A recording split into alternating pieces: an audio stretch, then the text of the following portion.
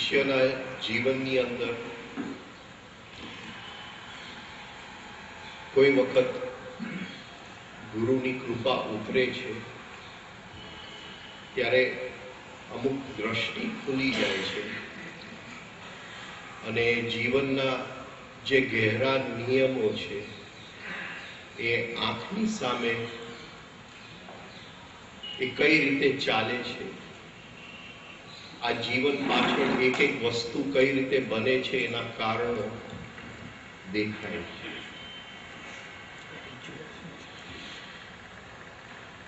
અહીંયા ઘણા નવા લોકો છે એટલે મને જરા એ થતું હતું કે આ વિષય લઉં કે ન લઉં.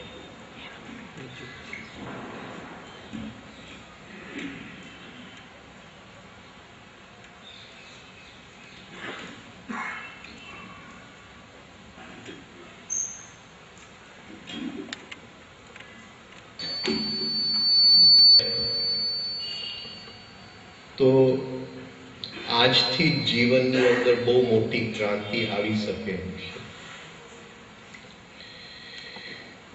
આ વિષય 3 મહિના પહેલા સિડની હતો અને ત્યાંના થિયોસોફિકલ સોસાયટીના જે મેમ્બર્સ હતા એ લોકોની સામે આ વિષય વિશે વાત કરેલી અને એ લોકોએ કીધેલું લેક્ચર પૂરું થયું પછી જે લોકો વર્ષોથી ધ્યાન કરતા હતા, જે વર્ષોથી અધ્યાત્મના માર્ગે ચાલે છે, એ લોકો આવીને કહી ગયા કે પહેલી વાર અમારી આંખ ઉઘડી કે કર્મનો નિયમ શું છે. કર્મ વિશે આપણે ઘણું બધું વાંચ્યું હશે, ઘણી બધી ચોપડીઓ બજારની અંદર પ્રચલિત છે, તો મહેરબાની કરીને એ બધું જ્ઞાન એક બાજુએ મૂકી દેજો. કર્મ અકાઉન્ટિંગ નથી કે મેં કોઈનું ખોટું કર્યું એટલે કોઈક જન્મમાં એ મારું ખોટું કરશે, કોઈકના 100 રૂપિયા હું લઈ ગયો એટલે એક જન્મમાં એ મારે એને 100 રૂપિયા ચૂકવવા પડશે. ભલે આપણે અકાઉન્ટિંગમાં બહુ હોશિયાર છીએ, કર્મ નિયમ છે, એ લો છે. જો બીજ સરખી જમીનમાં રોપાય અને એ બીજને જો પાણી મળે તો એમાંથી છોડ થાય અને છોડને જો સરખું હવા, પાણી, ટેમ્પરેચર જો મળે તો એ છોડમાંથી ઝાડ થાય અને એ ઝાડમાં અનેક ફળ લાગે અને એક એક ફળની અંદર અનેક બીજ છે અને એ બીજ ફરીથી ચિત્તની જમીન ઉપર પડે અને આ સાયકલ જે ચાલુ રહે અને એ સાયકલના બંધનની અંદર મનુષ્યને ખ્યાલ જ ન હોય કે આ બેડી લઈને એ ચાલે છે. એ બંધનમાંથી એ જન્મો સુધી મુક્ત ન થઈ શકે. એ કર્મનો નિયમ છે.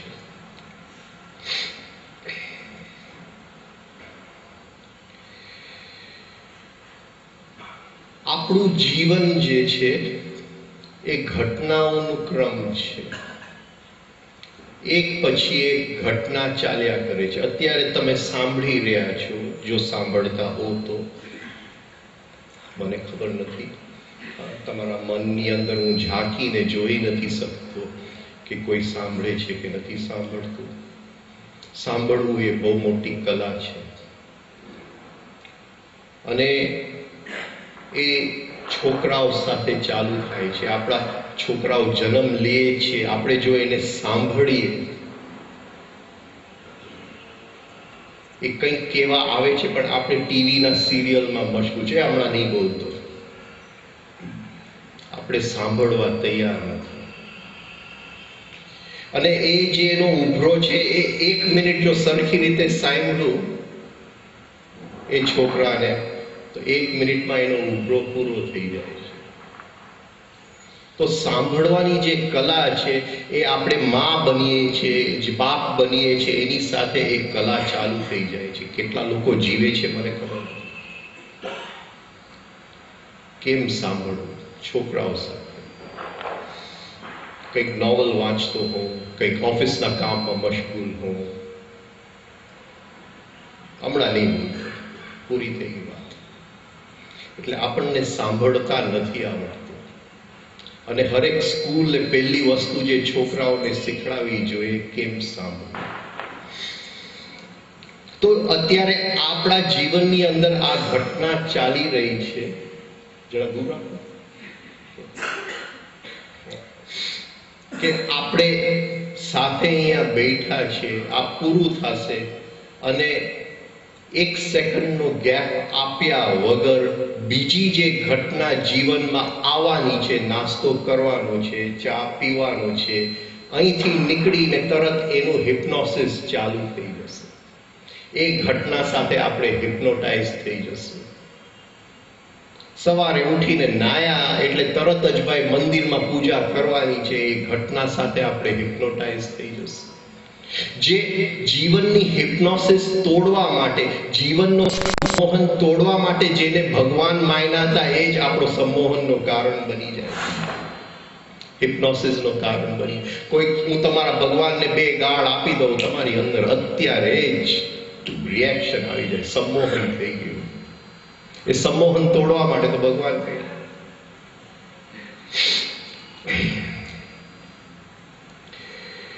જાગવું બહુ અઘરું છે, પૂજા પાઠ કરવું બહુ સહેલું છે, મેડિટેશનમાં બેસવું બહુ સહેલું છે.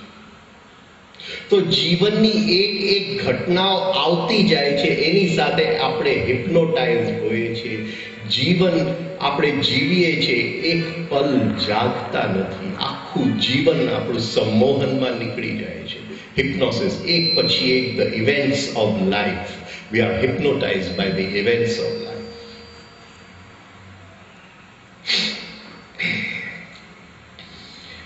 અને એટલું આપણું હિપ્નોસિસ છે કે હર ક્ષણે આપણી અંદર જે ચાલી રહ્યું છે એ બહારની ઘટનાને બદલવાની કોશિશ ચાલી રહી છે. આપણે જો સાંજ પડે તો જો સરવાળો લગાડશું કે આજે મેં શું કર્યું, તો એક પછી એક બહારની ઘટનાઓની સાથે આપણે હિપ્નોટાઇઝ થયા અને જ્યાં દુઃખ આવ્યું ત્યાં એ દુઃખને દૂર કરવાની કોશિશ કરી, જ્યાં સુખ આવ્યું એ સુખને વધારવાની કોશિશ કરી. એ ઘટનાનું સંમોહન તૂટતું નથી.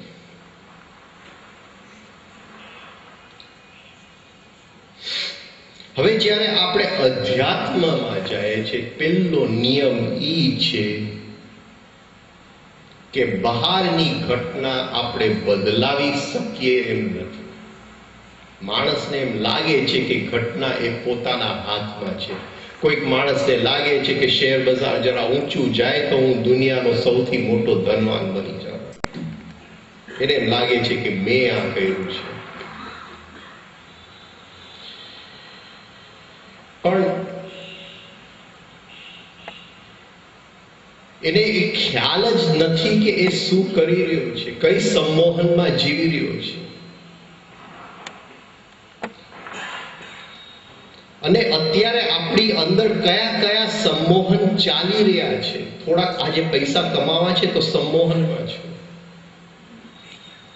થોડુંક આટલું પતાવવાનું છે, સંમોહનમાં છું, રાતે આ પિક્ચર જોવા જવું છે, આ સંમોહનમાં છું. આ પકડાય છે આ પોઈન્ટ? હું શું કહેવા માંગુ છું? મારે નદી કિનારે જઈને પિતૃની પૂજા કરવી છે, સંમોહનમાં છું. ભગવાનના દર્શન કરવા છે, સંમોહનમાં છું. અને અધ્યાત્મના લેવલ ઉપર ભગવાનના દર્શન કર્યા કે પિક્ચરમાં ગયા, એ બેઉ ઘટનામાં સેજ પણ ફરક નથી. કારણ કે બેઉ ઘટનાની અંદર હું સંમોહનમાં છું. અને જો પિક્ચરમાં ગયો અને જાગી ગયો એ પિક્ચરની અંદર, એ પિક્ચર મને સંમોહિત નથી કરી શકતું, હિપ્નોટાઇઝ નથી કરી શકતું, અને મંદિરમાં જઈ અને હું સંમોહનમાં છું, તો બેટર છે એ અધ્યાત્મ થયું. હું પિક્ચરમાં જાઉં છું. આ સમજાય છે શું પોઈન્ટ્સ કહું છું? રામ દુલારે બાપુ કહેતા કે પિક્ચરમાં જાજો પણ સ્ક્રીનને નહીં જોતા, આગળ જઈ ખુરશી ઊંધી કરીને પ્રેક્ષકોને જોજો. તો ખબર પડશે કે દુનિયા કઈ સંમોહનમાં જીવે છે.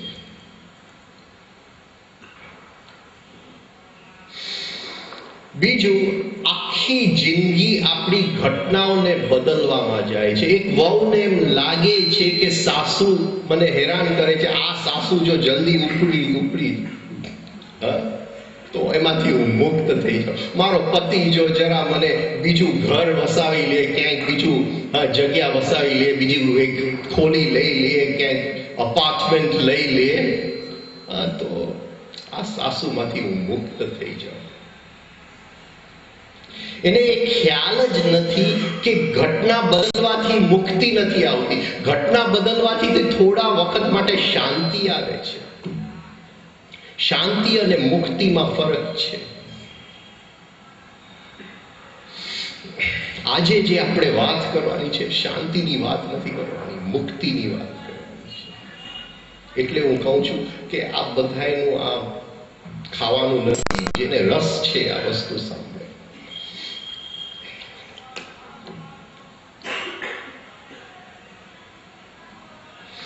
હવે જે બહાર ઘટનાઓ બને છે એ ઘટનાઓના હું સંમોહનમાં છું અને એ ઘટના બદલવા જાઉં છું અને કદાચ મારાથી બદલાઈ ગયું તો એ મુક્તિ નથી મળતું. એ ઘટના કોઈ બીજા રૂપમાં, કોઈ બીજી રીતે ફરીથી મને મળવાનું આવવાનું છે, મળવા જ આવશે અને ફરીથી હું સંમોહિત થવાનો છું.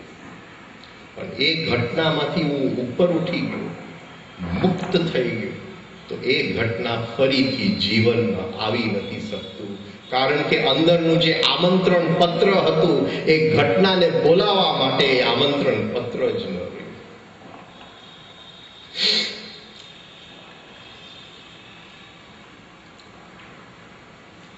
હવે ઘટના એટલે શું?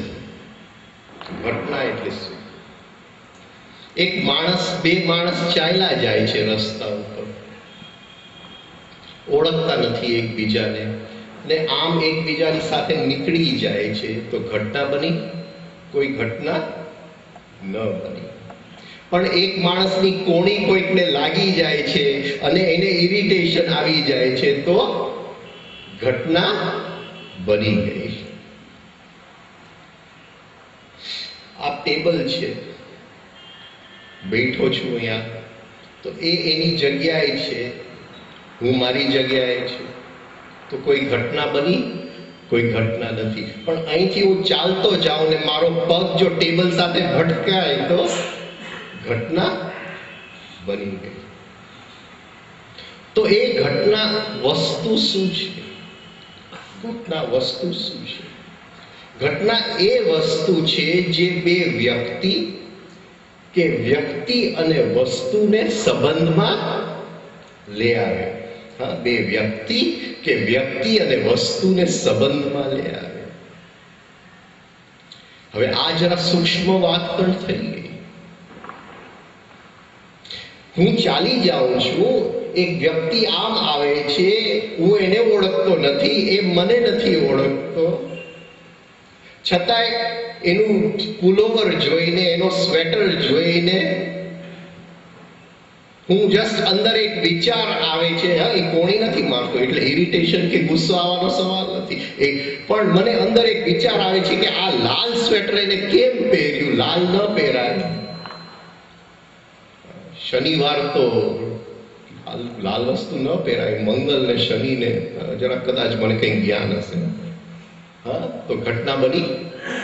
ઘટના બની ગઈ અને એ ઘટના સાથે હું સંમોહનમાં આવી ગયો અને ચિત્તના જે ખેતર છે, ચિત્તનું જે ભૂમિ છે, એની અંદર મેં બીજ રોપી દીધું. આ સમજાય છે? એક કર્મની અંદર હું બંધાઈ ગયો.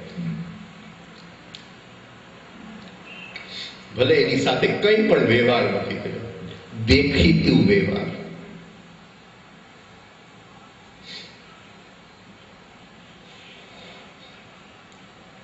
એક માણસ જોર જોરથી ગાળો આપે છે,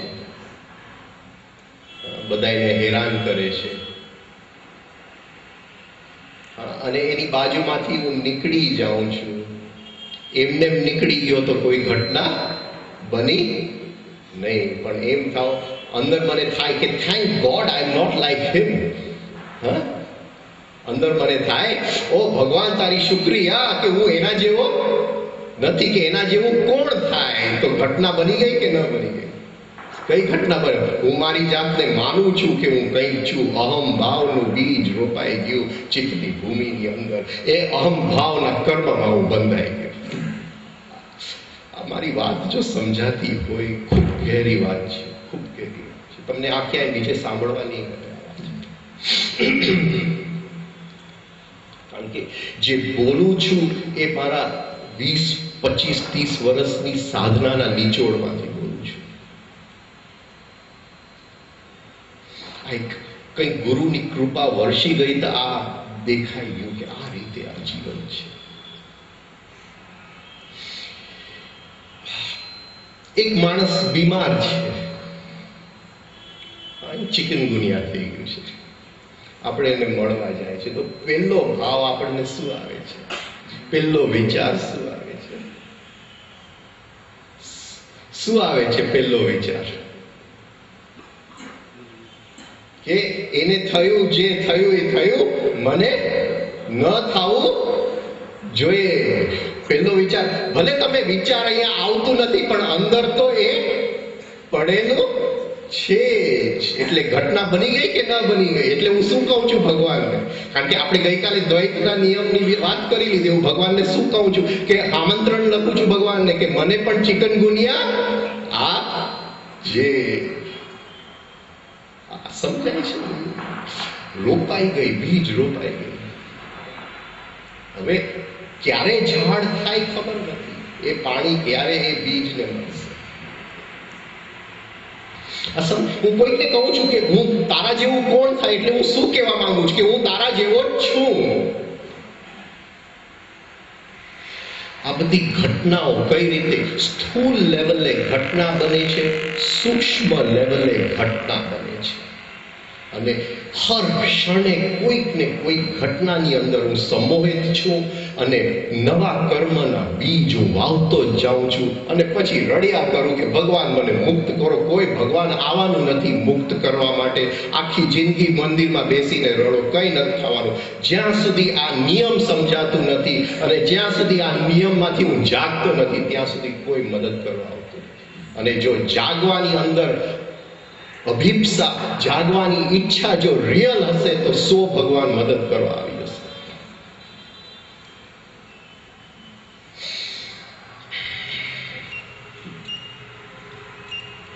આપણને બધું ફ્રી ઓફ ચાર્જ જોઈએ છે. કંઈ પણ મહેનત કર્યા વગર બધું જોઈએ. જો આ પ્રાર્થના કરવાથી ભગવાન તથાસ્તુ કહી દેતું હોય તો કોણ આ બધી જાગૃતિ કરવાની મહેનત કરે ને કોણ સાધના કરવાની મહેનત કરે? તો અહીંયા ફ્રી ઓફ ચાર્જ કંઈ નથી.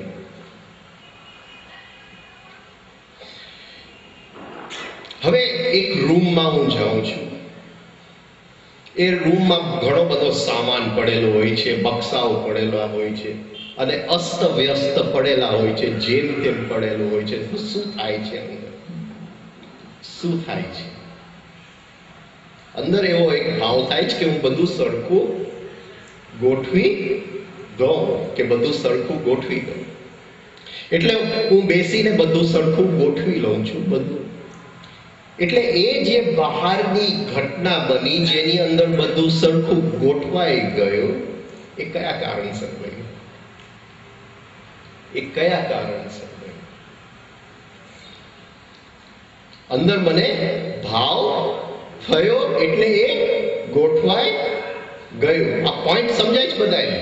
હા, અંદર મને ભાવ થયો એટલે આ વસ્તુઓ બહારની ગોઠવાઈ ગઈ.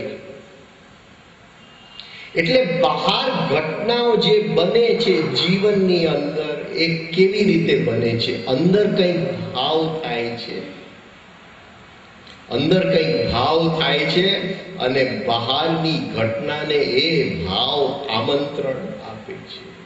જે ઘટનાઓ બને છે, જે જીવનની અદ્રશ્ય દોરીઓ છે, જે એકબીજાને કનેક્શનમાં આવે છે, એકબીજાને મેળવે છે, યોગ આપે છે, ભેગા થવાનો યોગ આપે છે, જુદા થવાનો યોગ આપે છે. કોઈ રસ્તામાં મને કોણી મારી જાય છે તો ભેગા થવાનો યોગ થઈ ગયો. એ આપણે જોતા નથી, અંદર ગુસ્સો આવેલો છે. પણ કોઈક જે અજાણ્યો વ્યક્તિ હતું એની સાથે ભેગું થવાનું યોગ થઈ ગયું. એક અંદર ભાવ થઈ ગયો, ભલે ગુસ્સાનો થઈ ગયો, ભલે ઇરિટેશનનો થઈ ગયો, પણ એ ભાવની સાથે એ ને હું સંબંધમાં આવી ગયા. એ કોઈને દેખાતું નથી.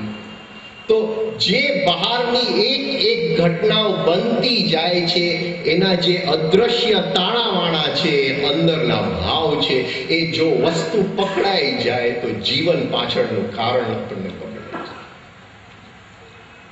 કે મારા બિઝનેસમાં લોસ આવ્યું તો અંદર કંઈક એવો ભાવ છે જે ચિત્તની ભૂમિ પર આવવા માંગે છે, અને એ ભાવ આવવા માંગતું હતું એટલે બિઝનેસમાં લોસ આવ્યો. આ જો પકડાય તો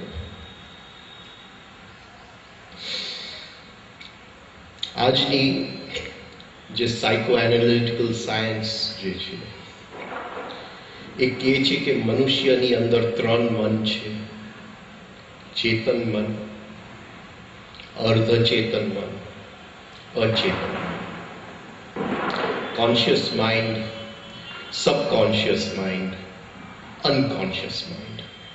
આપણું કોન્શિયસ માઇન્ડ એટલે ચેતન મન આટલું છે, સબકોન્શિયસ માઇન્ડ આટલું છે, અને અર્ધચેતન મન અનકોન્શિયસ માઇન્ડ આટલું છે. ગઈકાલે આપણે જોઈ ગયા કે અર્ધચેતન મન અનકોન્શિયસ માઇન્ડમાં શક્તિઓનું નૃત્ય ચાલુ છે, શક્તિઓ પડેલી છે. સબકોન્શિયસ માઇન્ડમાં એ શક્તિઓને જે આપણે સંસ્કાર કરેલા છે, જે મનુષ્યએ સંસ્કારિત એજ્યુકેશન દ્વારા, સોસાયટી દ્વારા, શિક્ષણ દ્વારા, એ જે પ્રકૃતિની ભયંકર શક્તિઓને જે મનુષ્યએ સંસ્કારિત કરવાની કોશિશ કરી છે, એ બધા સંસ્કારનો પ્રદેશ સબકોન્શિયસ માઇન્ડ છે. હવે જરા જોઈ લઈએ કે એ જે ભાવ મારી અંદર ગુસ્સાનો થયો, ઇરિટેશનનો થયો, એ ક્યાંથી આવે છે? એ સબકોન્શિયસ માઇન્ડમાંથી આવે છે. કે એ કોણ છે મને કોણી મારવાનો? એ દેખાતું નથી, આંધળાની જેમ ચાલે છે રસ્તા ઉપર.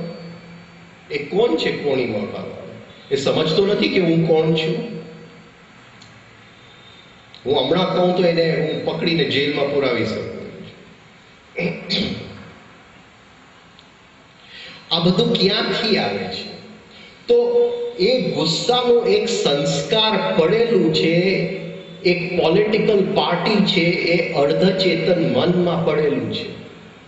જેમ અત્યારે ઇલેક્શન આવવાના છે, તો એવી રીતે એક પોલિટિકલ પાર્ટીનું નામ છે ગુસ્સો, અને એના 1000 મેમ્બર છે અર્ધચેતન મનની અંદર.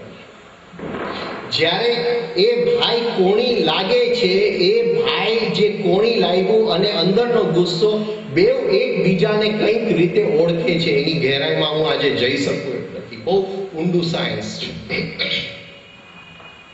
પણ કંઈક રીતે બેવ ઓળખે છે. અને એ ગુસ્સોના 1000 જે મેમ્બરની પાર્ટી હતી, જેને આપણે સંસ્કાર કહીએ છીએ, એમાંથી એક પાર્ટીનો મેમ્બર અર્ધચેતન મનમાંથી ચેતન મનના ભૂમિ ઉપર આવે છે. આ દુનિયાની નાટક ઉપર એ પોતાનો રોલ ભજવવા માટે, પોતાનું કાર્ય ભજવવા માટે લીલાની અંદર રંગમંચ પર આવી જાય છે, ચેતન મનમાં આવી જાય છે. એક ગુસ્સાનો પાત્ર. અને જો એ ભાઈની સાથે મેં ગુસ્સો કર્યો, સૂક્ષ્મ રીતે કે સ્થૂળ રીતે એની સાથે મેં ગુસ્સો કર્યો, તો એ જે એક પાત્ર પોલિટિકલ પાર્ટીમાંથી આવે છે, એક વધારે લઈ 2 જણા ભેગા થઈને ફરીથી અંદર અર્ધચેતન મનમાં ચાલ્યા જાય છે. મારી પાસે 1000 રૂપિયાનો ગુસ્સો હતો, હવે 1000 ને 1 થઈ ગયો. હું વધારે ગુસ્સાની બેડીમાં બંધાઈ ગયો. ગુસ્સાનો સંસ્કાર જે અર્ધચેતન મનમાં પડેલું છે, એને મને ફરીથી વધારે ગહેરાઈથી બાંધી. આ સમજાય છે આ બંધન શું છે? આ કઈ રીતે કર્મમાં આપણે બંધાય છે? એ વ્યક્તિ નથી બાંધતો આપણને, આપણો જ ભાવ આપણને બાંધે છે. હવે એ પાર્ટી વધારે મજબૂત થઈ ગઈ અંદર. હવે ફરીથી એનો નવો મેમ્બર ઉપર આવવા માટે જલ્દી આવશે. હવે અધ્યાત્મ અહીંયા શું કહે છે? અધ્યાત્મ કહે છે કે એ પોલિટિકલ પાર્ટીમાંથી એક સેકન્ડમાંથી એક વ્યક્તિને પ્રાઇમ મિનિસ્ટર બનવું હતું. આ શરીર અને મનનું એક વ્યક્તિને પ્રાઇમ મિનિસ્ટર બનવું હતું, એટલે એ અર્ધ ચેતનમાંથી ચેતન મનમાં આવવા માંગતો હતો. એટલે ઓલો બિચારો ભાઈ જે રસ્તા ઉપર એમને ચાલ્યો જતો હતો, એને આમંત્રણ આપ્યું, તું મને જરા ધક્કો મારતો, અર્ધ ચેતન મનમાંથી હું ચેતન મનમાં આવું, એક સેકન્ડ માટે હું પ્રાઇમ મિનિસ્ટર બની જાઉં, મારા પાર્ટીનો એક મેમ્બર વધારીને હું પાછો ચાલ્યો. ગુસ્સાનું કારણ ક્યાં છે? ગુસ્સાનું કારણ બહાર છે કે અંદર છે? કોઈ વ્યક્તિ આપણને ગુસ્સો કરાવી જ નથી શકતો, એ શક્ય નથી. અંદર કંઈક છે જે બહાર આવવા માંગે છે, અને એ જે વ્યક્તિ બિચારો સામે આવ્યો એને મજબૂર કરે છે આપણને ગાળ આપવા માટે કે એ અંદર ગુસ્સો વ્યક્ત થાય. આ નિયમ જો નહીં સમજાય, જ્યાં સુધી એ વ્યક્તિને બદલાવા જાશું, જ્યાં સુધી બહારના પ્રસંગને બદલાવા જાશું, જ્યાં સુધી ઘટનાને બદલાવા જાશું, ત્યાં સુધી આપણી અંદર સેજ પણ ફેરફાર નહીં થાય. સેજ પણ મુક્તિ તરફનું એક ડગલું આપણે આગળ નહીં વધીએ, વધારે ને વધારે બંધનમાં ફસાતા જશે. તો અંદર જે સબકોન્શિયસ માઇન્ડ છે એ સંસ્કારોનો પ્રદેશ છે.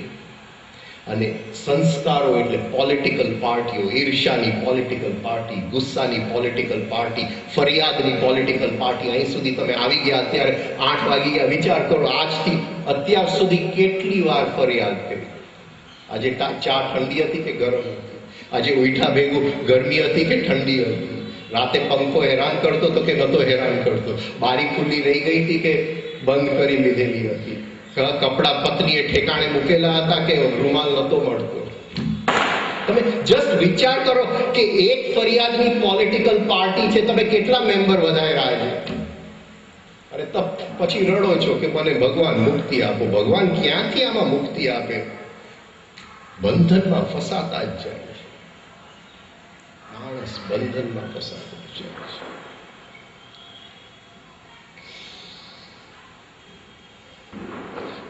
એટલે પહેલો નિયમ એ છે કે બહારની ઘટના આપણે બદલાવી ન શકીએ. બીજો એ નિયમ છે કે કોઈ પણ ઘટનાની અંદર ફરક નથી. હું મંદિરમાં જાઉં કે કોઈકને ગાળ આપું, બેઉમાં ફરક નથી, કારણ કે બેઉમાં હું સંમોહિત છું. ત્રીજી વસ્તુ, જે ઘટના બને છે એ મારી અંદર કંઈક સંસ્કાર પડેલો છે, અને એ સંસ્કારને અર્ધચેતન મનમાંથી ચેતન મનમાં આવવા માંગે છે. એ ઘટનાને આમંત્રણ આપે છે, એટલે એ ઘટના બને છે. અને અંદર જો ગુસ્સોની આખી પાર્ટી નાબૂદ થઈ જાય તો એવા કોઈ પણ પ્રસંગ બનતા નથી જીવનની અંદર જ્યાં આપણને ગુસ્સાનું કારણ આવે. સમજો છો કે અંદર જો બદલાઈ ગયું તો બહારની ઘટનાઓ ઓટોમેટિક ભગવાન બદલાવી જ નાખે છે. એ નિયમ છે, કારણ કે હવે અંદર આમંત્રણ આપવા વાળું કંઈ રહ્યું નહીં. પછી એ બિઝનેસનો લોસ હોય, દીકરાનો એક્સિડન્ટ હોય, દીકરો ફેલ થઈ ગયો હોય, પત્ની આવી હોય, ઘણા લોકોને એમ લાગે કે આને બદલે આની સાથે લગ્ન કર્યા હો. કંઈ ફરક નથી પડતો, કંઈ ફરક.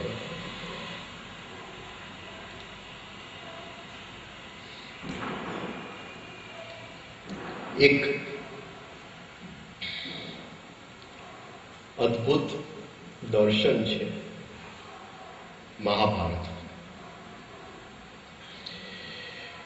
અને મહાભારતનું દર્શન જો આપણે એની ગહેરાઈમાં જાય તો આપણું જીવન બદલાઈ જાય. આવું શાસ્ત્ર તો ક્યાંય જોવા ન મળે. કદાચ કોઈ કે ભાઈ કુરુક્ષેત્રની એવી એક ભૂમિ હતી અને કૌરવ પાંડવની યુદ્ધ થયું કે ન થયું એની સાથે આપણે મતલબ નથી. પણ હરેક વ્યક્તિની અંદર શ્રી કૃષ્ણ અંદર બેઠેલો છે, બિંદુ ચક્રની અંદર બેઠેલો છે. હરેક વ્યક્તિ અર્જુન બની શકે છે, સ્ત્રી હોય કે પુરુષ. અર્જુન સ્ત્રી પણ નથી, પુરુષ પણ નથી, એ સાધક છે. અને જ્યારે એ અર્જુન બને છે ત્યારે સાધનાની શરૂઆત થાય છે. અને અંદરની જે 100 સંસ્કારો એ મારી નાખે છે, સંસ્કારોનો પ્રદેશમાં જે 100 પોલિટિકલ પાર્ટીને મારી નાખે છે, એ અંદરના કૌરવ છે. અને હરેક સાધક એ કોઈ પણ હોય, કોઈ પણ ધર્મમાં હોય, એને જો અંદરના ભગવાનનો દર્શન કરવા હોય, કોઈ પણ નામ આપે ભગવાનને, એને આ યુદ્ધ તો રમવી જ પડશે. કોઈ પણ બાકાત નથી, આ યુદ્ધ તો રમવી જ પડશે. અંદરનું મહાભારત તો બધાને રમવું જ પડશે. અને અંદરના મહાભારતના એક એક પાત્ર છે. અહમ ભાવ એટલે દુર્યોધન. અહમ ભાવ, જેને કોઈ બીજા માટે એક વસ્તુ છોડી ન શકે, 1 ઇંચ જમીન જે બીજાને આપી ન શકે, એને અહમ ભાવ. હું જ સાચો છું, એને અહમ ભાવ કહેવાય. દુશાસન એટલે અંદરનો ક્રોધ. જ્યારે અંદરના પ્રાણનું શાસન હલબલી જાય છે, એનું રિધમ ચાલ્યું જાય છે, બહાર જે વ્યક્ત થાય છે એ ક્રોધ થાય છે, એ દુશાસન. એટલે આપણા બધાની અંદર, ચિત્તની અંદર તો આ જ પાત્ર છે. તમે હો કે હું હોઉં કે કોઈ બીજું હોય. આપણું શરીર જુદું છે. હા, કદાચ કોઈકનું આમ ફાવતું દેખાતું હોય, જરા આમ શાહરૂખ ખાન જેવું દેખાતું હોય છે, આપણને લાગે કે આના પ્રેમમાં પડવા જેવું છે. પણ ચિત્તની અંદર જે પાત્ર છે એ સેમ જ છે. ઘણા લોકો ફોન કરે કે ભાઈ આ છોકરી સાથે હું લગ્ન કરું તો તમને શું લાગે છે? ગમે તેની સાથે લગ્ન કર, શું ફરક પડે છે? શરીર જુદું હોવાથી છોકરી જુદી નથી હોતી. અંદર તો એની અંદર જે દુશાસન છે એ તારી અંદર એ દુશાસન છે, ને તું બીજાની સાથે લગ્ન કરીશ તો દુશાસન તો એ જ છે, કોઈ ફરક નથી.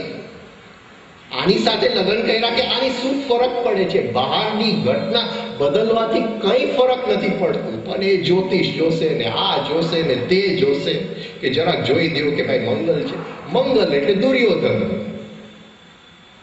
છે જ, બધાની અંદર છે જ. એમાં કઈ પત્રિકા જોવાની જરૂર જ નથી. આના ગુસ્સા ને એના ગુસ્સામાં કંઈ પણ ક્વોલિટેટિવ ફરક નથી. ઇન્ટેન્સિટીમાં થોડો વધતો. તમારે સાધના કરવી હોય અને દુશાસનને મારવો હોય તો જેની અંદર દુશાસન વધારે હોય એવો જ પાત્ર શોધજો. અને સાધનાથી દોડવું હોય ને સુખ સગવડ પાછળ દોડવી હોય તો જરા દુશાસન નબળો હોય એવું શોધજો. બાકી કઈ ફરક નથી પડતું કોની સાથે લગ્ન કર્યા. બહારની ઘટનામાં કઈ ફરક નથી.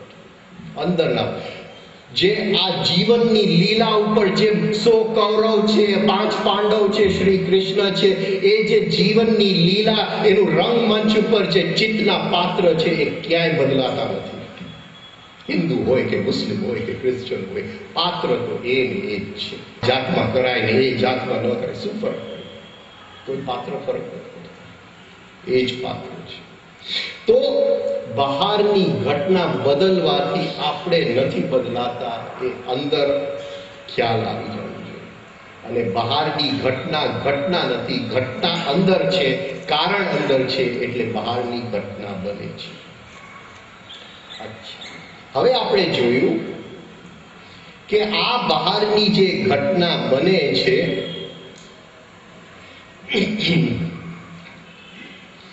એનું કારણ અંદર સંસ્કારોના પ્રદેશમાં પડેલું છે. અને એ સંસ્કારોના પ્રદેશમાંથી એક ભાવ વ્યક્ત થવા માંગે છે, અને એ જે ઘટના બને છે એને આમંત્રણ આપે. એક્સિડન્ટ હોય કે આ હોય કે તે. હવે જરા ઘેરાઈમાં જાઓ. આ સંસ્કાર કઈ વસ્તુથી બનેલું છે? સંસ્કાર એટલે શું? What is it made of? કઈ દ્રવ્યથી સંસ્કાર બનેલું છે? કયા દ્રવ્યથી બનેલું છે? હું કહું કે આ શરીર 5 તત્વથી બનેલું છે, તો એ સંસ્કાર શેનાથી બનેલું છે?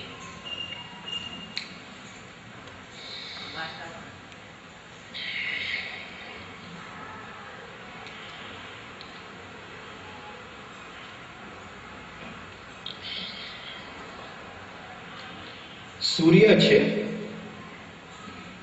અને સૂર્યના કિરણો જમીન ઉપર આવે છે અને જમીન આ પૃથ્વી ઉપર શું થાય છે? સૂર્યના કિરણો પડે છે એટલે આ પૃથ્વીને શું મળે છે? સૂર્યના કિરણોમાંથી જીવ મળે છે, જીવન મળે છે. આપણે ખાઈએ છીએ એ સૂર્યમાંથી ખાઈએ છીએ. જ્યારે આપણે કંઈ પણ ખાઈએ છીએ એ સૂર્યના કિરણો આપણે ખાઈએ છીએ. એટલે એ જીવ આપણે ખાઈએ છીએ. સૂર્ય એટલે જીવ, એ જીવ આપણે ખાઈએ છીએ.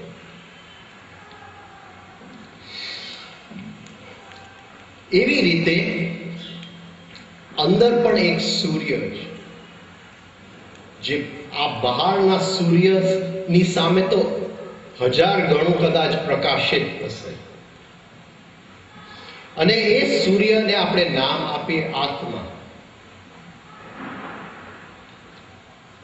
અને એ સૂર્યમાંથી જ્યારે એક કિરણ નીકળે છે અને આ શરીર અને મનની અંદર આવે છે, તો આ શરીર અને મનને શું મળે છે?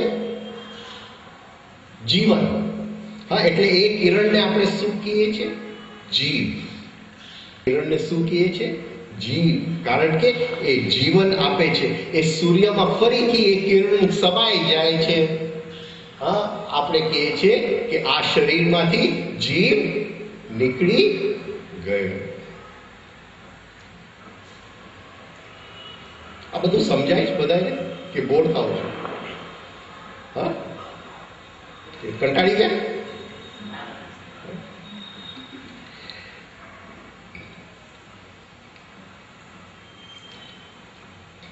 હવે એ જે સૂર્યનો પ્રકાશ છે એ આ શરીર અને મનમાં આવે છે અને 5 ઇન્દ્રિયો દ્વારા એ બહાર જાય છે જીવનની અનુભૂતિ લેવા.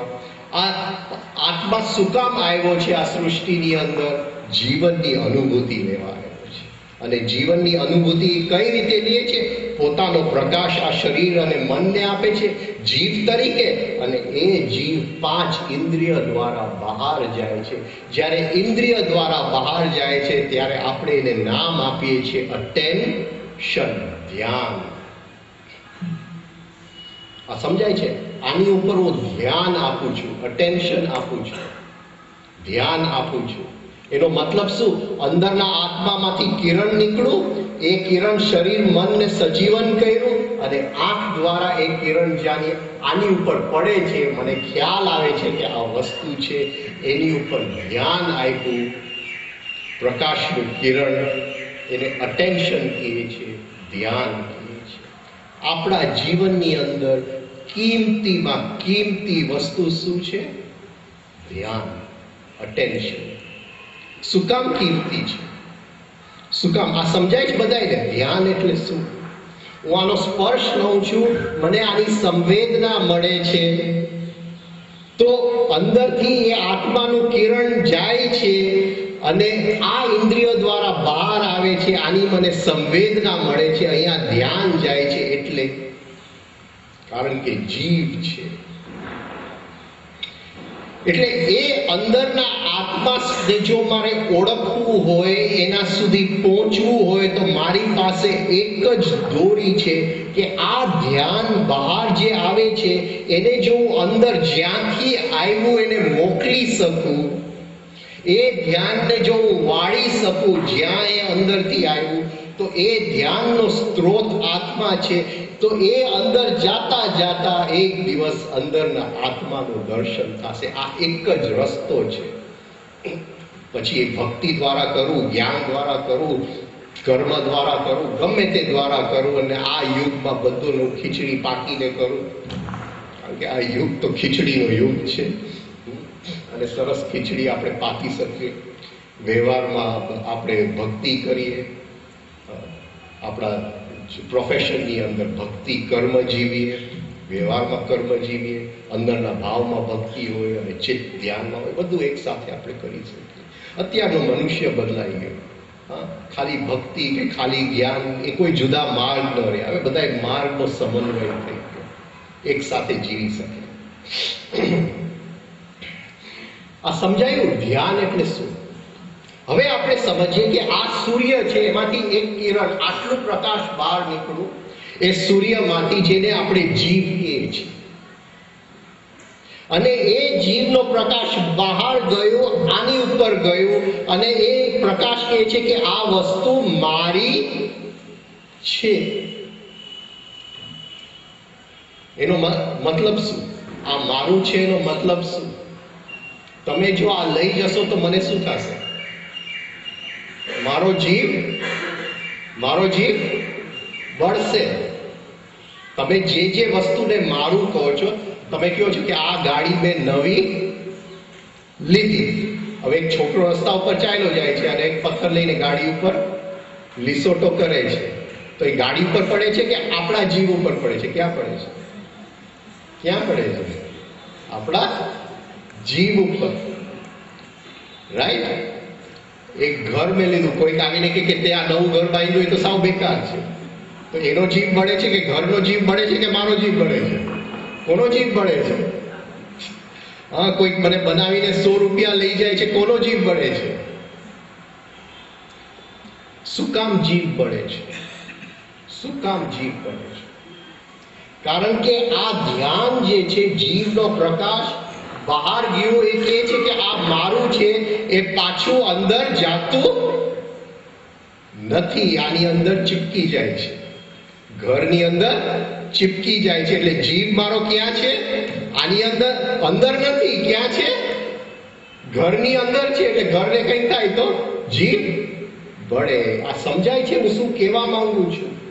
કે આત્મામાંથી આટલો પ્રકાશ નીકળ્યો, જેને આપણે જીવ કહીએ છીએ, પણ એ જીવમાંથી થોડો પ્રકાશ ઘરમાં ચાલ્યો ગયો, પાછો આવ્યો નહીં. ઘરમાં ચીપકી ગયો. થોડો ગાડીમાં ગયો, પાછો આવ્યો ન આવ્યો, ચીપકી ગયો. બેંક બેલેન્સમાં ગયો, અને એ બેંક બેલેન્સમાંથી પાછો આવે છે? નથી ગયો. તો ધીમે ધીમે અંદરનો પ્રકાશ ઓછો થતો જાય છે. આ સમજાય છે? ચલો, આ તો સ્થૂળ વસ્તુઓ થઈ, પણ હું પરણી જાઉં છું, હા, લગ્ન કરી દઉં છું, રાઈટ? અને મારી પત્ની એવા કંઈક કપડાં પહેરે છે જે મને ગમતા નથી. હવે આજકાલના પુરુષ તો કહી ન શકે પત્નીને, એ જુદો જમાનો હતો, પણ હા, અંદર તો જીવ બળે કે ન બળે? હા, બળે. કારણ કે આ મારી પત્ની છે. હા, મારા બાળકો એક્ઝામમાં પાસ ન થાય તો મારો જીવ બળે. એટલે અંદરનો પ્રકાશ, જે જીવનો પ્રકાશ, પત્ની સાથે લગ્ન કર્યા, પણ ત્યાં ચોટી ગયું, પાછું અંદર ન આવ્યું. બાળકો સાથે ચોટી ગયું, પાછું અંદર ન આવ્યું. તો વસ્તુઓમાં ચોટી જાય છે, સંબંધોમાં ચોટી જાય છે. મારો મિત્ર જો એમના ઘરે જમવા જાય તો મારો જીવ બળે છે. હા, મારો મિત્ર છે. સંબંધોમાં ચોટી જાય છે, અને વિચારોમાં ચોટી જાય છે. હું કહું છું કે આ ભારત દેશ છે, અને કોઈ બીજો અમેરિકન મળશે કે ભારત દેશમાં તો બધાય ભૂખા નંગા જ છે. હા, તો જીવ કોનો બળશે? એનો બળશે કે મારો બળશે? મારો બળશે. હવે ભગવાન કેદી આવ્યા હતા કે આમ લીટી કરી ગયા કે આને ભારત કહેજો? ભગવાન આવ્યા હતા કોઈ દિવસ? પણ એક માન્યતા છે કે આને ભારત કહેવાય, આને ઝંડો કહેવાય, આને આ કહેવાય, આને આ કહેવાય, અને એ માન્યતાઓમાં પણ મારો જીવ બળે છે. હવે બિચારું આત્માએ આટલું પ્રકાશ બહાર કાઢ્યું, જેનું નામ જીવ, અને એ જીવનો પ્રકાશ બધે વિખરાઈ ગયો, વસ્તુઓની અંદર, સંબંધોની અંદર, વિચારોની અંદર. અંદર કઈ જીવ જેવું રહ્યું? આત્મા અંદર પ્રકાશ રહ્યું? ન રહ્યું. કોઈની અંદર જીવ છે જ નહીં. જીવ બધે ચોટેલો જ છે, વિખરાયેલો છે, ચોટેલો છે. અધ્યાત્મ એનું નામ છે કે જ્યાં જ્યાં મારો જીવ ચોટેલો છે, એમાંથી કાઢી અને ફરીથી એને ભેગું કરું. અંદર જે આત્મામાંથી પ્રકાશ નીકળો તો એ જથ્થો ફરીથી ભેગો થઈ જાય, એકાગ્ર થઈ જાય, તો ફરીથી મારી અંદર જીવ આવે. ત્યાં સુધી જીવ નથી. આપણે બધાય આંધળા જ છે, અંદર પ્રકાશ નથી. એટલે આપણું નામ છે Dhritarashtra. We are all blind. અને આખી જીવન અંધકારમાં જ કાઢી નાખીએ છીએ, કારણ કે જીવ બધે વિખરાયેલો અને ચોટેલો છે. હવે સંસ્કાર શું છે એ જરા જોવાની કોશિશ કરીએ.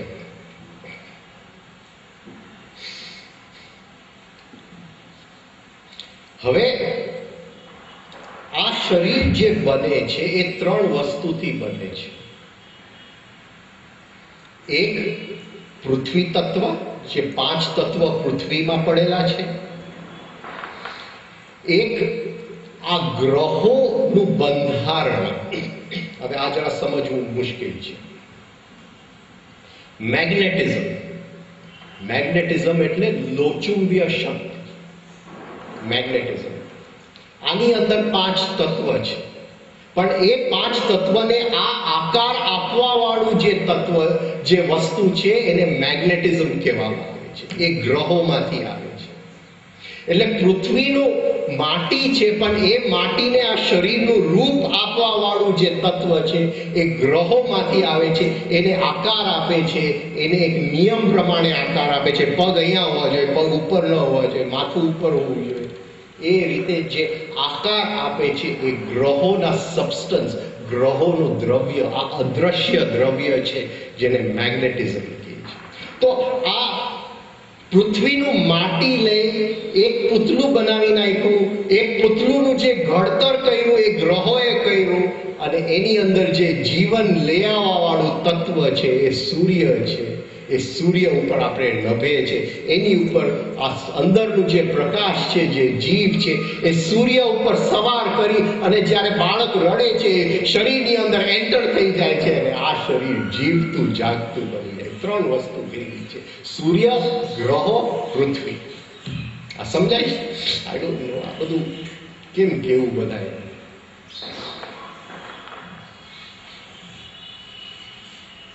ઘણા લોકો તંત્રના જુદા જુદા પ્રયોગ કરતા હોય છે. મેં મારા જીવનમાં ઘણા જોયા છે. અને એ એમ કે ભગવાને જ્યારે મનુષ્ય બનાવ્યો ત્યારે 5 તત્વમાંથી મનુષ્ય બનાવ્યો. મારે 9 વાગ્યા સુધી ટાઈમ છે, એટલે કંટાળી નહીં જતા. એ 9 વાગે એક્ઝેક્ટ પૂરું કરી લઈશ. આજે 7 થી 9 છે, એટલે 8:30 ટાઈમ. હવે જ્યારે તંત્રનો અભ્યાસ કરે છે ત્યારે એ લોકોને આ જે ગ્રહોનું મેગ્નેટિઝમ છે, જે મેગ્નેટિક શક્તિ છે, એ શક્તિ સાથે કેમ રમવું એ લોકોને ખ્યાલ આવી જાય છે. કદાચ તમે અરેબિયન નાઇટ્સની વાર્તાઓ વાંચી હશે. Aladdin and the magic lamp વાંચી છે? હા, નાના હતા ત્યારે અલ્લાદીન લેમ્પ, હા, એની ઉપર આમ હાથ ફેરવે ને અંદરથી જીન નીકળે, અને જીન કહે કે તારે શું જોઈએ છે હું તને લઈ આવી દઉં. આ હકીકત છે, આ કઈ વાર્તાની વાત નથી. જે તંત્રમાં જાય છે એને એ ખ્યાલ આવી જાય છે કે આ ગ્રહોની મેગ્નેટિઝમ સાથે કેમ રમવું, અને એ ગ્રહોનું મેગ્નેટિઝમ લઈ 5 તત્વોમાંથી કોઈ પણ એક તત્વને એની અંદર પૂરી અને અંદર પોતાનો સંકલ્પ મૂકી દે અને એક જીન નિર્માણ કરે. અને એ જીનને એ પોતે કે આ કરવાનું છે કે આ નથી કરવાનું, કે આને જઈને આ કરી આવજે. અને એવું થતું હોય છે, એવા પ્રયોગો થતા હોય છે. કદાચ તમે આ સાંભળ્યું હોય કે ન.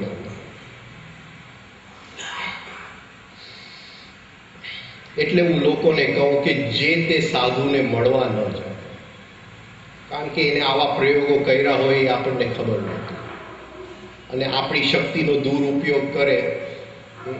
એટલે જેવા તેવા સાધુઓને તો કોઈ દિવસ મળવા જવાય જ નહીં, કારણ કે એ આવા બધા તાંત્રિક જો પ્રયોગો કર્યા હોય તો આપણને. હવે જેમ એ મેગ્નેટિઝમ, એ વ્યક્તિ આપણને દેખાતો નથી, એ જીન આપણને દેખાતો નથી, કારણ કે પૃથ્વી તત્વ એની અંદર નથી. એવી રીતે આપણી અંદર પણ અલગ અલગ જીન ઊભા થઈ જાય છે. હું જ્યારે કહું છું કે આ મારું છે અને તમે આ મારી પાસેથી છીનવી લો છો અને મને ગુસ્સો આવે છે, તો શું બને છે આપણે જોઈએ. તમે આ મારી પાસેથી છીનવી લો છો એટલે એ ઘટના બની ગઈ, પણ મારો અંદરનો જે જીવનો પ્રકાશ છે એ આની અંદર ચોટેલો છે.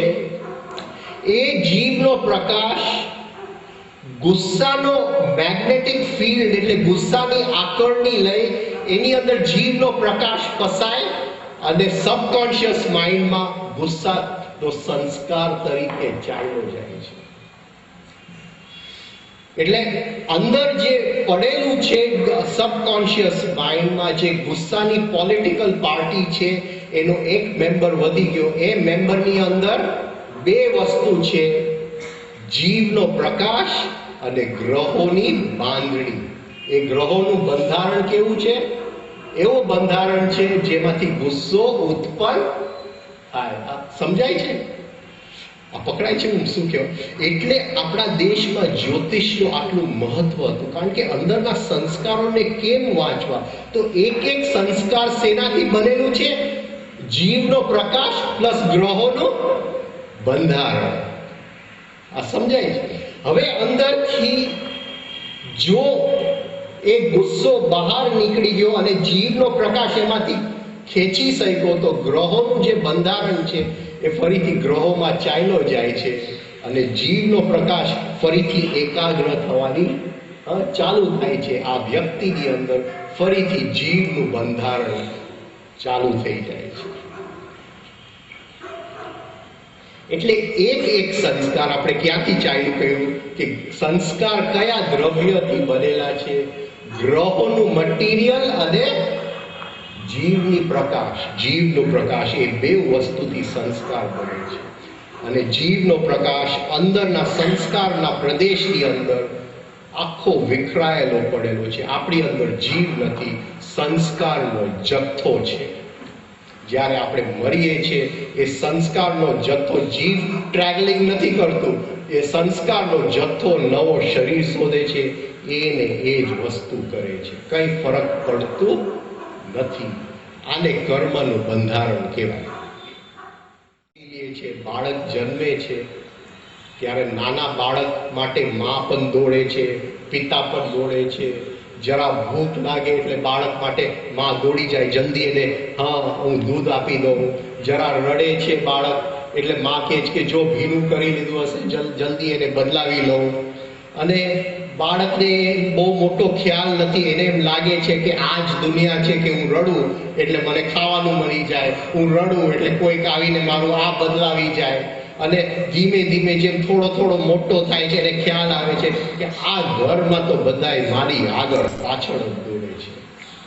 એને અંદર એક ભાવ બની જાય છે કે હું તો દુનિયાનો રાજા જ છું, આ જ રાજા છે મારા માતા પિતા ને આ જે દુનિયા છે, અને મારી આગળ પાછળ તો જેમ પૃથ્વી સૂર્યની આગળ પાછળ ફરે છે એમ મારી આગળ પાછળ આ બધાય દોડ્યા કરે છે. અંદરનો જીવ તો ક્યાં વયો જાય છે ખબર નહીં. એક અંદર નવા અહમ ભાવનો જન્મ થઈ જાય છે કે હું દુનિયાનો રાજા છું, મારી આગળ પાછળ બધાય દોડે છે. એને આપણે અહમ ભાવ કહેશું. આ સમજાય છે હું શું કહેવા માંગુ છું?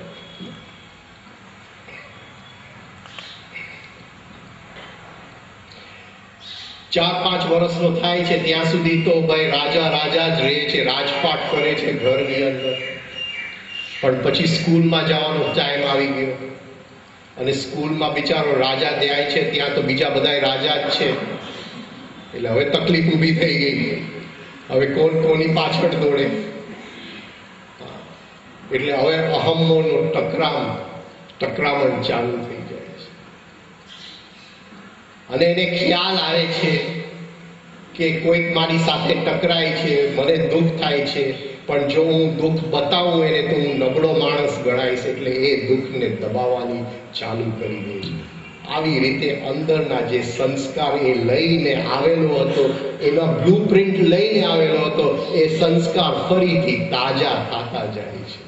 એની અંદર જીવનો પ્રકાશ ભરાતો જાય. એ બિચારો બાળક હતો ત્યારે ફરીથી એ જીવનો પ્રકાશ એકાગ્ર હતો, પણ એ જે બ્લુ પ્રિન્ટ આર્કિટેક્ટે જે મેપ લઈને આવેલો હતો, એ મેપની અંદર એક એક સંસ્કારમાં ફરીથી એ જે એકાગ્ર જીવ લઈને બાળક આવેલો, એ ફરીથી 10 વર્ષની ઉંમર થાય ત્યાં તો બધું પૂરું થઈ ગયું. અંદર જીવ જેવું કંઈ બચતું જ નથી.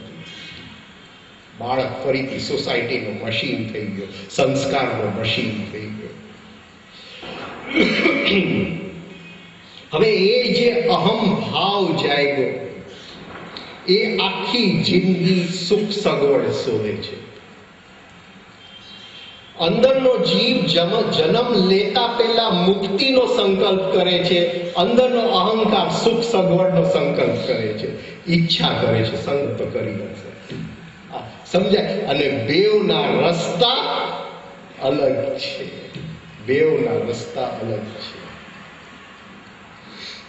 અંદરનો જે બહારની ઘટના આપણને મળવા આવે છે, એ અંદરના જીવના આમંત્રણથી મળવા આવે છે. આ બેન આપીને મને આવીને ગાળ આપે છે, એ અંદરના જીવે એને આમંત્રણ મોકલ્યું છે કે મારો પ્રકાશ અંદરના ગુસ્સામાં ફસાયો છે, મારે મુક્ત થવું છે એ ગુસ્સાના આકરણીમાંથી. આ બેનને એ અદ્રશ્ય આમંત્રણ મોકલે છે, તમે જરા મને ગાળ આપો તો અંદર અચેતન મનમાંથી, અર્ધચેતન મનમાંથી એક ગુસ્સાનો સંસ્કાર ચેતન મનમાં આવે, એમાંથી મારો જો પ્રકાશ હું છૂટો પાડી શકું તો એ આવીએ જાય છે. મને ગુસ્સો આવી જાય છે, પણ એ ગુસ્સામાંથી હું અલગ થઈને એનો દ્રષ્ટા નથી બનતો. એ જીવનો પ્રકાશ હું એમાંથી એ ગુસ્સો વ્યક્ત કરું છું, કારણ કે અંદરનો અહંકાર કે એ બેનને સીધો કરી લેવો. આ સમજાય છે હું શું કહું છું? જીવનો રસ્તો અલગ છે, અહંકારનો રસ્તો અલગ છે. અહંકાર કહે છે કે એ બેન તો મારે જોઈએ જ નહીં જીવનની અંદર. એ બેન આવે તો ગુસ્સો આવે ને, એને કાઢો, એનું મોઢું જોવું જ નથી. અહંકાર જે છે, અહમ ભાવ જે છે, એ બહારના પ્રસંગો બદલાવા જાય છે, ઘટનાઓ બદલાવા જાય છે, બહારની વ્યક્તિઓ બદલાવા, અંદરનો જીવ તરફડે છે કે કરો મારે મુક્તિ જોઈએ છે, પણ કોણ સાંભળે? એનું અહંકાર જ આપણું જીવન ચલાવે છે. I don't know. સમજાય છે હું શું કહેવા માંગુ છું? અહંકારને એમ લાગે કે જરા હિલ સ્ટેશન પર જાઓ તો ત્યાં સુખ શાંતિ મળે, અહીંયા આ કરો, આટલા પૈસા વધારે કમાવો તો સુખ શાંતિ મળે. ઘણા લોકો મને કે ભાઈ બસ હું 1 કરોડ રૂપિયા કમાઉં પછી મારે અધ્યાત્મ જ કરવો છે. અરે તમે એ સમજતા નથી કે 1 કરોડના નવા સંમોહનમાં તમે અધ્યાત્મની તો બહુ દૂરની વાત છે. અધ્યાત્મ આ ક્ષણની અંદર છે. 1 કરોડ હોય તો એ છે અને 1 કરોડ ન હોય તો એ છે. દ્રષ્ટાને શું ફરક પડે છે? આવી વાતો કરે લોકો. અને જીવ મુક્ત નથી થતો બિચારો. અને જીવનના હરેક ઘટનાઓ જે બને છે એ જીવના આમંત્રણથી આવે છે, જીવના આમંત્રણથી બને છે, કારણ કે એને મુક્તિનો સંકલ્પ કર્યો છે. અને હરેક ઘટના આપણે બદલાવા જાય છે એ અહંકાર, અહમ ભાવમાંથી બદલાવતા જાય છે. અને આ ટકરારમાંથી આખી જિંદગી આપણે મુક્ત નથી થઈ શકતા. એમ જ મરીએ છીએ અને નવા જીવનમાં એને એ જ વસ્તુ કરશે. હવે જો મુક્તિ જોઈએ તો એનો રસ્તો શું? એનો રસ્તો શું? કઈ રીતે આમાંથી મુક્ત થવું? તો પહેલી વસ્તુ અહંકારનું માનતા નહીં. બહારની ઘટના આપણે બદલાવી શકાતું નથી, કોઈ વ્યક્તિને બદલાવી નથી શકાતું. જે બદલી શકે છે એ અંદર બદલી શકે છે. અને અંદર જો બદલાઈ જાય, ભલે લાંબો સમય લાગે, તો બહારનો વ્યક્તિ એની મેળે બદલાઈ જાય છે.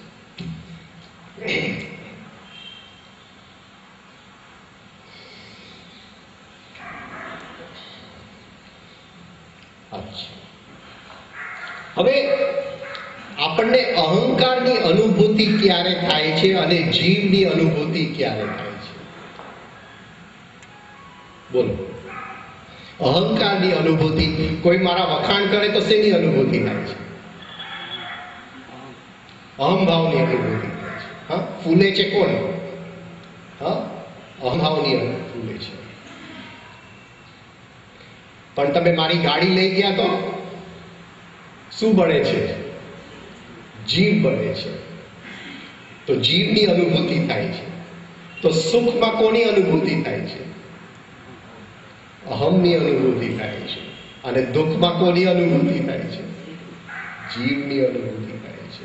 આપણી માટે કિંમતી કોની અનુભૂતિ છે? જીવની. અને આપણે દુઃખથી ભાગતા જ કરીએ છીએ. અહંકાર કહે છે કે આ દુઃખને કાઢો ભાઈ, જલ્દી સુખને લઈ આવો. તો એને એમ લાગે કે હું મોજમાં છું, હું રાજપાટ કરી રહ્યો છું.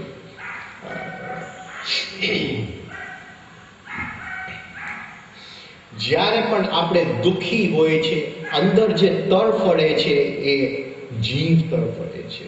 ભૂલ અહંકાર કરી નાખે છે, ભૂલ ભોગવે છે જીવ ભોગવે છે.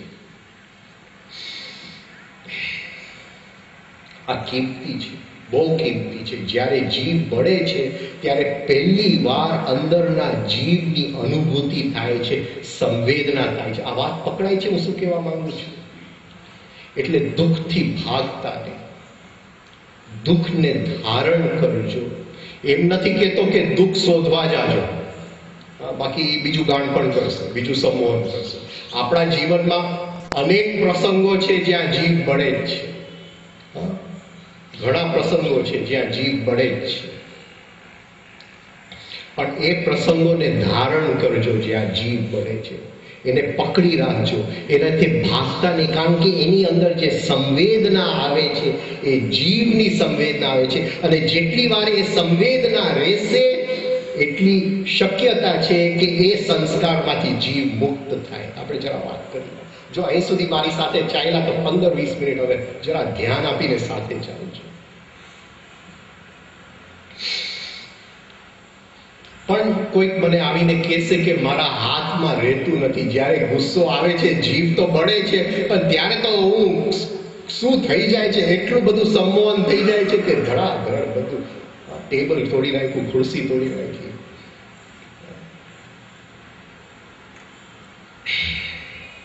શું કરવું? શું કરવું? એટલે તે વખતે થોડું tense and relax the muscles. Tense and relax. થોડી જગ્યા બનાવજો કે એ ગુસ્સા સાથે આપણે કામ કરી શકીએ. થોડી જગ્યા બનાવજો. થોડું ચિંતન કરજો અંદર કે આ ગુસ્સો ક્યાંથી આવે છે, કઈ રીતે. કોઈકનું મૃત્યુ થયું તો જરા ચિંતન કરજો કે મૃત્યુ શું છે. તો આપણે દુઃખી થશું, એ દુઃખને ધારણ કરવાની અંદર એક શક્તિ જાગશે. ચિંતા નહીં, ચિંતન. આપણે ચિંતા કરવામાં બહુ હોશિયાર છે. ચિંતન કરજો. એક પ્રસિદ્ધ ગુજરાતી લેખક હતા, રામ દુલારે બાપુના ખાસ ભક્ત હતા. એટલે એક દિવસ રામ દુલારે બાપુ સ્નાન કરતા હતા, ત્યાં એમને ટેલિગ્રામ આવ્યો એમનું કે મારા પિતા ગુજરી ગયા, બહુ દુઃખદ ઘટના થઈ. એટલે બાપુએ એક પોસ્ટકાર્ડ લખ્યો કે મારા પ્રિય, તારો બાપ જો જીવતો હોત અને એનો બાપ જો જીવતો હોત અને એનો બાપ જો જીવતો હોત અને એનો બાપ જો જીવતો હોત, અને આખી પોસ્ટકાર્ડ પૂરી કરી રહે, તો આ બધાને કોણ સંભાળત, તારો બાપ કે મારો બાપ?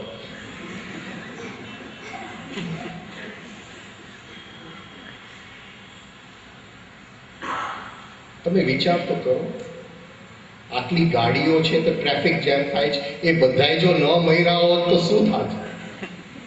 હા, શું થાત?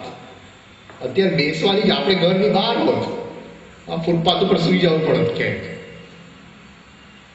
અને ચિંતન કહેવાય.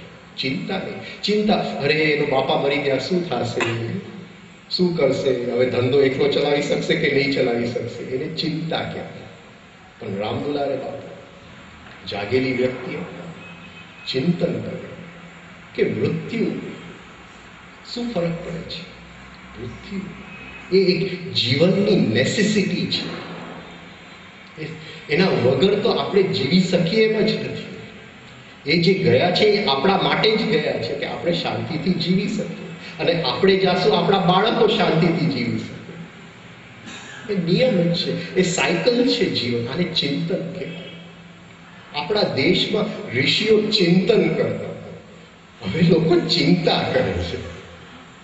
ચિંતામાંથી ઊંચા નથી આવતા.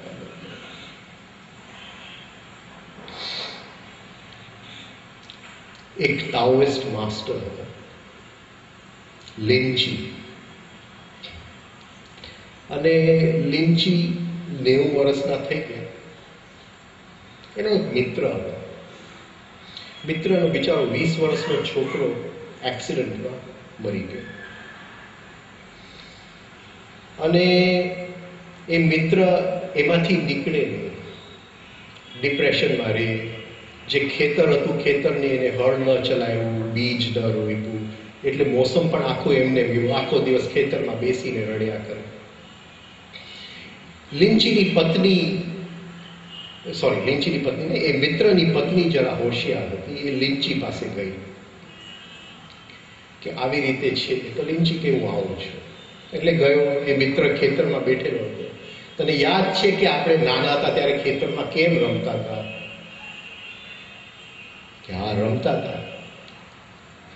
કેવી મજા હતી. એટલે એ જે મિત્ર ડિપ્રેશનમાં હતો, જરા નીકળી આવ્યો. એને યાદ આવ્યા એ દિવસો જ્યાં આપણે રમતા હતા ખેતરની અંદર, અને કેવી મજા આવતી હતી. પછી ધીમે ધીમે એને લઈ ગયો કે તારે 19 વર્ષે તારા લગ્ન થયા તો તને યાદ છે, અને તું એ દિવસ કેટલો પ્રેમમાં હતો, તારી પત્નીના પ્રેમમાં. તને જરા યાદ કરતો. એને યાદ કે તારા લગ્ન થયા ત્યારે તારી પાસે છોકરો હતો, તો એ વખતે તું આટલા પ્રેમમાં હતો, તો શું ફરક પડે છે? આને ચિંતન કહેવાય. એનો મતલબ એ નહીં કે લિંચીમાં અંદર સિમ્પથી નથી, સહાનુભૂતિ નથી, પણ એક જીવનને જોવાની એક દ્રષ્ટિ છે. તો એ ચિંતન આપણે કરીએ. કોઈ પણ વસ્તુ, એક સંસ્કાર આવી ગયો, એ આપણને ખેંચી જાય છે, સંમોહિત કરી જાય છે. આપણને ખ્યાલ છે, જરા શરીરને ટેન્શન રિલેક્સ કરો. ગુસ્સો આવે તો ગુસ્સો પહેલા દાંતમાં આવે, જરા દાંતને ટાઈટ કરો, તો થોડી જગ્યા બનશે. જો અંદર ચિંતન થાય, ઓહો મૃત્યુ છે, તો જરા ચિંતન કરો કે આ તો જીવનનો નિયમ છે, એનું ચિંતન કરો. તો જે દુઃખ થઈ રહ્યું છે એ થોડું એનું પ્રમાણ ઓછું થઈ જશે. હવે એ દુઃખને ધારણ કરો, એનાથી દૂર નહીં ભાગતા. હવે જગ્યા બની ગઈ. હવે એ દુઃખથી ભાગતા નહીં. એ જે જીવ અંદર તરફડે છે એને હોલ્ડ કરો, એને પકડી રાખો.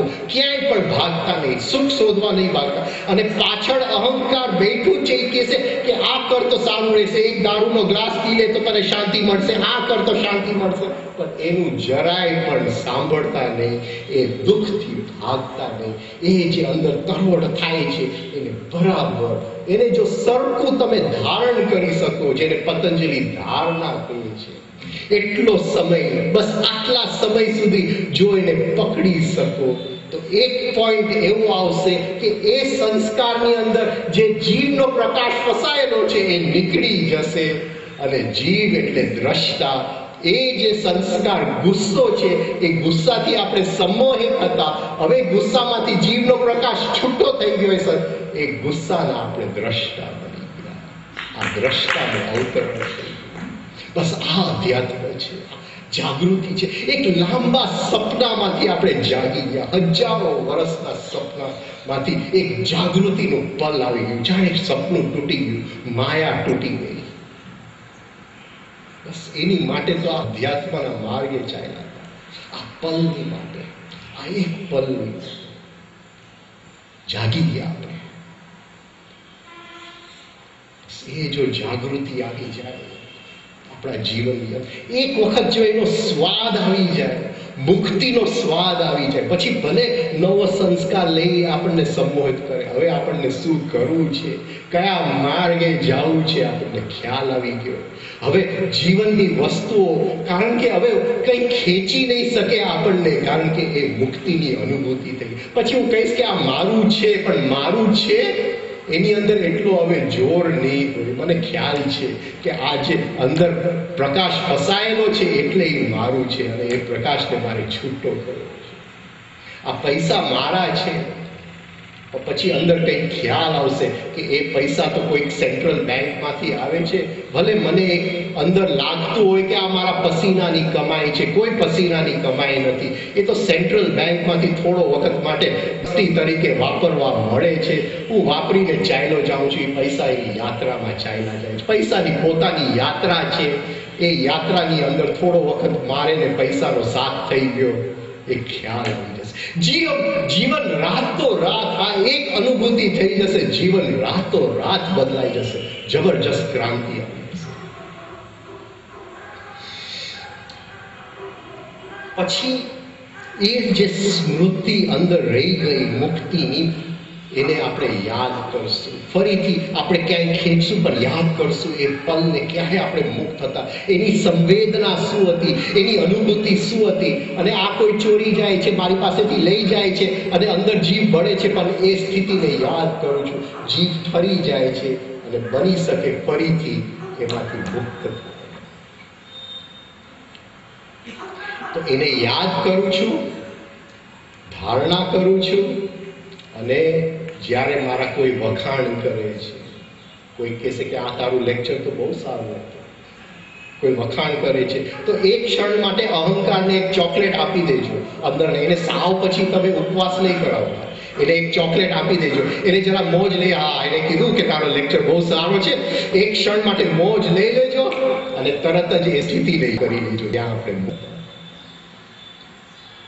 એ મોજનો વૈરાગ્ય થઈ જશે. આ સમજાય છે હું શું કહેવા માંગુ છું? એટલે જીવનનો એક આનંદ, જુદો જીવવાનો એક આનંદ આવી જશે. જીવન સૂકું પત્તું નથી. હા, એની આનંદ નહીં લેતા. કોઈ વખાણ કરે તો એક ક્ષણ આનંદ લઈ લેજો. Enjoy it and drop it. હવે ધીમે ધીમે ખ્યાલ આવતો જશે. જેમ આ ક્ષણો વધતા જશે, અંદરના પ્રકાશ જ્યાં છૂટો છે, જ્યાં અંદરના દ્રષ્ટાનું અવતરણ થઈ ગયું છે, ત્યાં એ જ્યાં દ્રષ્ટા છે, જેમ એ ક્ષણો વધતા જશે, ધીમે ધીમે આપણા જીવનની અંદર એક નિયમનો ખ્યાલ આવશે કે ઘટના તો બદલતી જાય છે. આ છોકરો પાસ થઈ ગયો, સુખની ઘટના થઈ ગઈ. બિઝનેસમાં લોસ આવી ગયો, દુઃખની ઘટના થઈ ગઈ.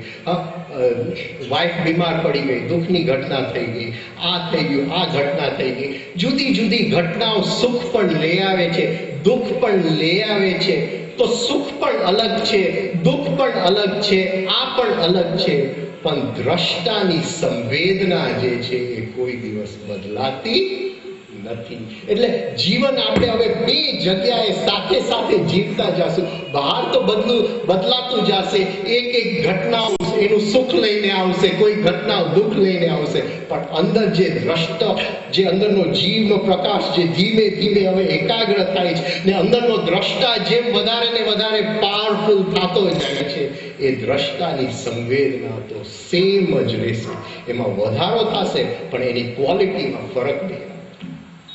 એ દીવાનો પ્રકાશ હોય કે સૂર્યનો પ્રકાશ હોય, ક્વોલિટી તો સેમ છે, ખાલી ઇન્ટેન્સિટીમાં ફરક છે. એ લાઇટ વધતો જશે અંદર.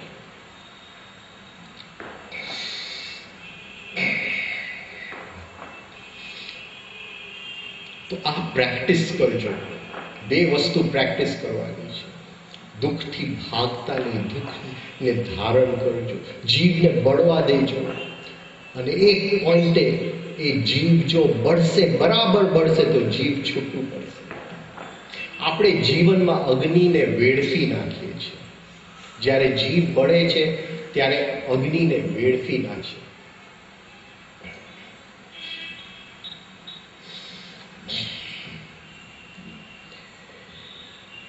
જ્યારે સોનાને શુદ્ધ કરવાનું છે ત્યારે સોનાને અગ્નિ આપીએ છીએ, એટલે સોનું છૂટું થઈ જાય, અશુદ્ધિઓ છૂટી થઈ જાય. ક્રૂડ ઓઇલ નીકળે છે જમીનમાંથી, ક્રૂડ ઓઇલ, એમાંથી જુદી જુદી પેટ્રોલ, કેરોસીન બધું છૂટું કરવાનું હોય છે, તો એને અગ્નિ આપવામાં આવે છે.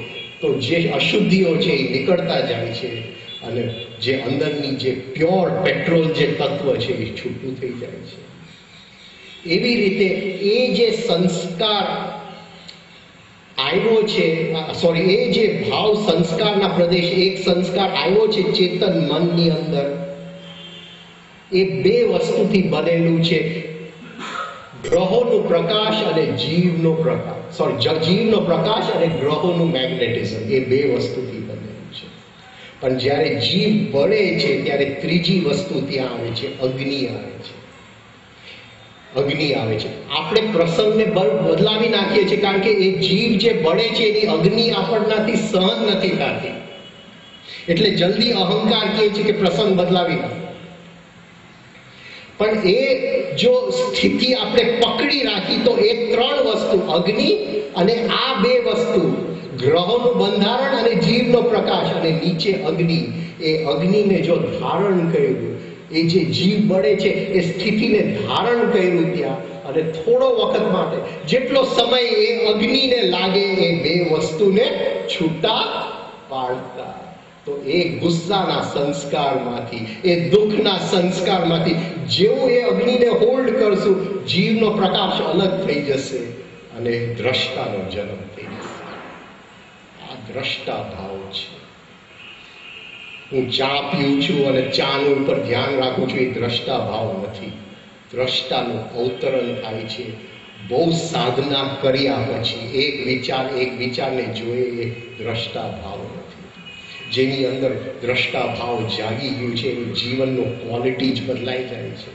એને કેવું નથી પડતું, ખ્યાલ જ આવી જાય કે આ દ્રષ્ટાની એની અંદર સ્વાદ આવી ગયો છે. એટલે કે આ બીજા કોઈને કહેવાની આ વાત જ નથી કે હું દ્રષ્ટા છું, હું દ્રષ્ટા છું એટલે નથી. બસ એટલું પાકું છે. એટલે એ બધા રમતોમાં એક વસ્તુ, પહેલી વસ્તુ જે જીવનમાં દુઃખ આવે છે એ દુઃખ કિંમતી છે, એ દુઃખથી ભાગતા નહીં. એ દુઃખની અંદર જે જીવ તરફડે છે એની સંવેદનાને ધારણ કરજો, એમાંથી નીકળતી અગ્નિને હોલ્ડ કરજો, અને એ અગ્નિમાંથી જે શુદ્ધિકરણ થાય છે એ રિયલ શુદ્ધિકરણ છે. સોનું અલગ પડી જાય છે અને એ સોનાની સુગંધ, એ સોનાની પ્રકાશથી આપણા બધાયનો જીવન સુગંધિત બની જાય. એક અંદરનું ફૂલ જે હજી બસ બંધ પડેલું છે એ ખીલીને એની સુગંધ આજુબાજુના વાતાવરણમાં ખીલી જાય. એ પ્રાર્થના સાથે પૂરું કરું. ઈશ્વરની ઈચ્છા છે સાંજે ફરી કોઈ પ્રોજેક્ટ લઈને તમે બધે કલાક શાંતિથી બેઠા એ બદલે આભાર.